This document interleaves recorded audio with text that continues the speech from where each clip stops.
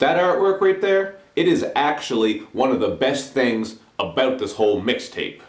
What's up everybody? It's Luke James, not the singer. If you're an indie artist looking for an album review and some promo, you can hit up Luke at redmattersite.com. And today we're going to take a look at this Wale mixtape called Summer on Sunset. And the first thing I want to make clear is that I am not on that Wale hate train. I find a lot of people clown Wale and give him a hard time, and part of that has to do with how he is on social media, because he whines and complains a lot, and he also engages trolls. So I do understand that a little bit, but musically, I think he's made some pretty good shit, man. His last album, the album About Nothing, definitely had some good work on there, and if you look back through his previous albums and mixtapes, you're also going to find some gems. So I don't think Wale is an all-out bad artist, but sometimes he's just not very consistent, and this mixtape is the perfect example of that. I actually think this is one of the contenders for worst mixtape of the year.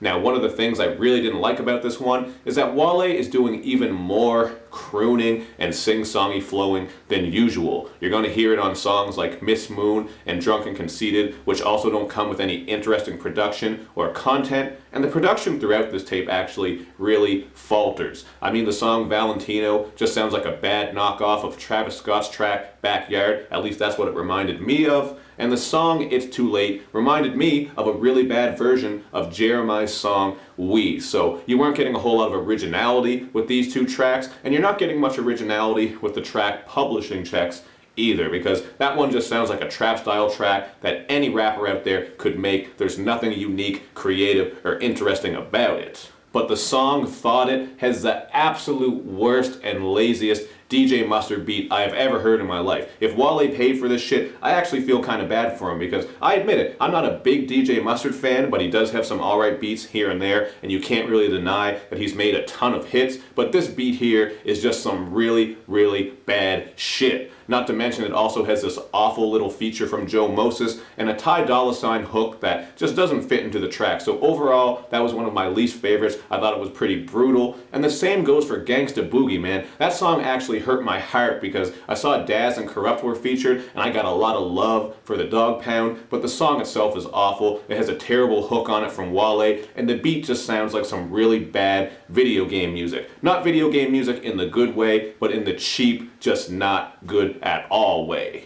I just really found this tape to be a struggle to finish, man. I couldn't find a lot of good things about it, and it even seems like Wale took a little bit of a step back with his rapping as far as his content and also his lyricism. I mean, Day by the Pool is just your basic sing-songy sexual track where he wants to spend a day in a woman's pool and adults swim up in it, which is just really brutal. But there were some good moments on here, so I'm going to touch on that really quick. I actually like the song Bitches Like You a little bit because it has this nice sample-based production, and Cameron comes through with some funny trash talking and a quality feature. And the song Paparazzi just seemed like one of the more focused tracks on the mixtape. It almost sounded like something that could make an album. I like the production. It has a bit of a jazzy feel to it because of the horns. And Wale was also coming through with some nice flows on there. So there were a couple of good moments, a couple of interesting moments. I mean, the song SmackDown and Raw, as a rap fan and a wrestling fan, I was interested to hear that. And we got JR sampled on there, as well as a phone message from Triple H. But that shit kind of just acted as a crutch because the song itself